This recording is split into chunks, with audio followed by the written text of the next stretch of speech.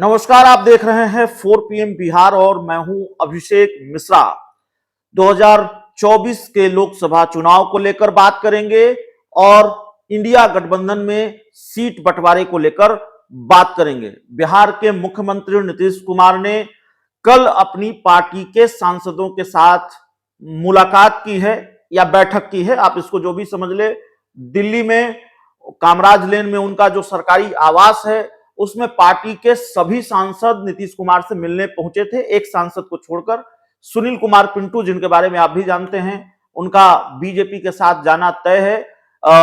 अनाधिकारिक तौर पर सुनील कुमार पिंटू का जेडीयू से नाता टूट चुका है। आधिकारिक तौर पर इसका ऐलान भले ही न हुआ हो जेडीयू का सुनील कुमार पिंटू से, और सुनील कुमार पिंटू का जेडीयू से मोह भंग हो गया है।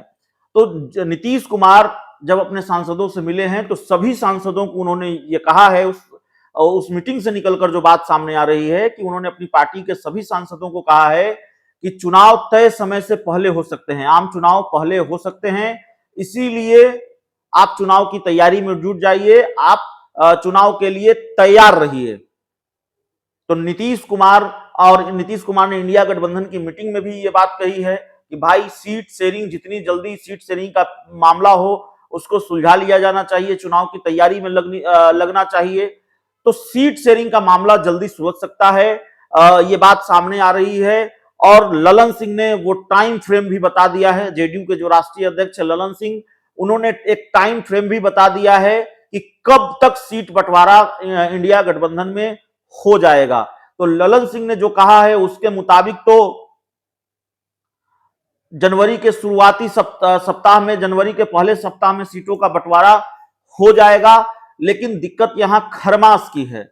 खरमास में राजनीतिक दल भी शुभ काम नहीं करते। खरमास वो वक्त होता है कुछ दिनों का, वो दौर होता है कुछ दिनों का, जिसके बारे में ये मान्यता होती है कि भाई शुभ काम नहीं करना चाहिए। तो सियासी दल, सियासी लोग भी इस मान्यता में बड़ा विश्वास रखते हैं, इसको बड़ा मानते हैं। इसलिए और ये खरमास खत्म होता है मकर संक्रांति के दिन से, शुभ दिन की शुरुआत होती है 14 जनवरी से। तो 14 जनवरी के बाद सीट बंटवारे का ऐलान हो सकता है। 14 जनवरी के बाद कभी भी इंडिया गठबंधन में सीट बंटवारे का ऐलान हो सकता है, इस बात की गुंजाइश नजर आ रही है।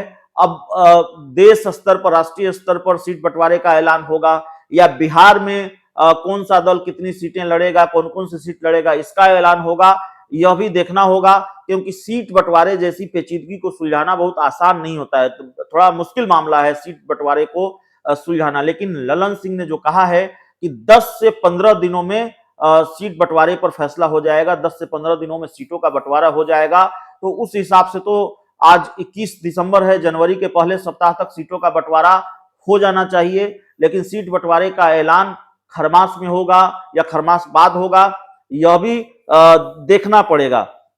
बिहार में सीटों को लेकर जो मसला है, सीट बंटवारे को लेकर जो पेचीदगी है, वो सबसे बड़ी पेचीदगी यह है कि बिहार के मुख्यमंत्री नीतीश कुमार की पार्टी जेडीयू के पास 16 लोकसभा सांसद हैं। अब सवाल यह है कि 16 की 16 सीटें जेडीयू को मिलेंगी, 16 सीटों पर जेडीयू लोकसभा चुनाव लड़ेगी, या नीतीश कुमार की सीटों में या जेडीयू की सीटों में कटौती भी होगी। आखिर कितनी सीटों की कुर्बानी नीतीश कुमार को देनी पड़ेगी, नीतीश कुमार इसके लिए मानेंगे नहीं मानेंगे।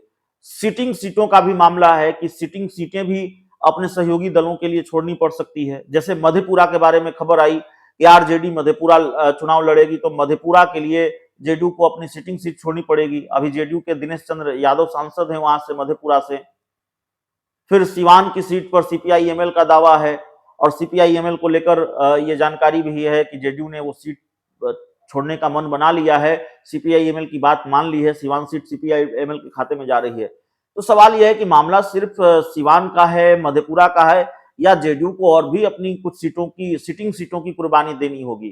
तो सीटों की संख्या भी घटेगी क्या, और मधेपुरा और सिवान के अलावा और कौन सी सिटिंग सीटों की कुर्बानी जेडीयू को देनी पड़ेगी, यह भी एक मामला है। और जेडीयू कुर्बानी देने के लिए तैयार है नहीं है, यह भी देखना पड़ेगा।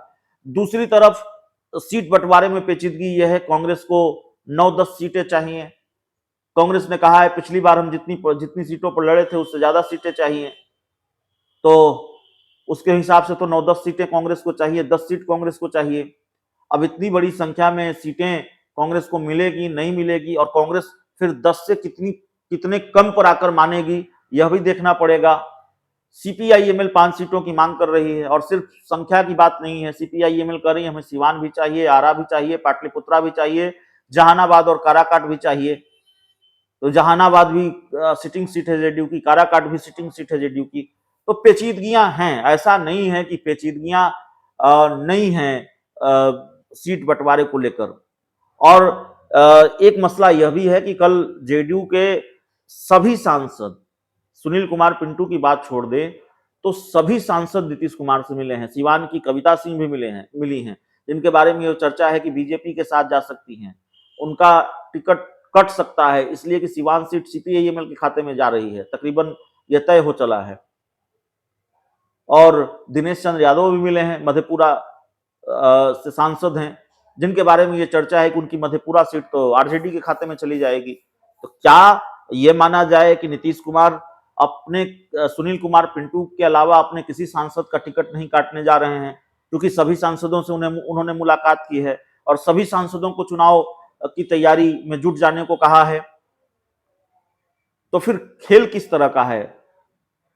16 की 16 सीटों पर लड़ेंगे, कितनी सीटों पर लड़ेंगे, ये तमाम तरीके के सवाल हैं। और अगर उनको कुर्बानी देनी है अगर सीटों की, खासकर सिवान और मधेपुरा के बारे में तो चर्चा है ही कि ये सीटें छोड़नी पड़ सकती हैं नीतीश कुमार को, तो फिर सभी सांसदों से मिले हैं, क्या वो अपनी पार्टी के कुछ सांसदों को मना भी रहे हैं इस बात के लिए, उनको ये बता भी रहे हैं कि कुर्बानी आपको देनी पड़ेगी, आपका पत्ता साफ हो सकता है। और नीतीश कुमार अपने कुनबे को एकजुट रखना चाहते हैं कि ऐसी स्थिति और परिस्थिति आए तो कुनबा बिखरे ना, सांसद छिटके ना। तो क्या इस तैयारी में भी नीतीश कुमार लगे हुए हैं? और जाहिर तौर पर राजनीति की जो रवायत है वो बताती है कि ऐसी तैयारी भी नीतीश कुमार की हो सकती है।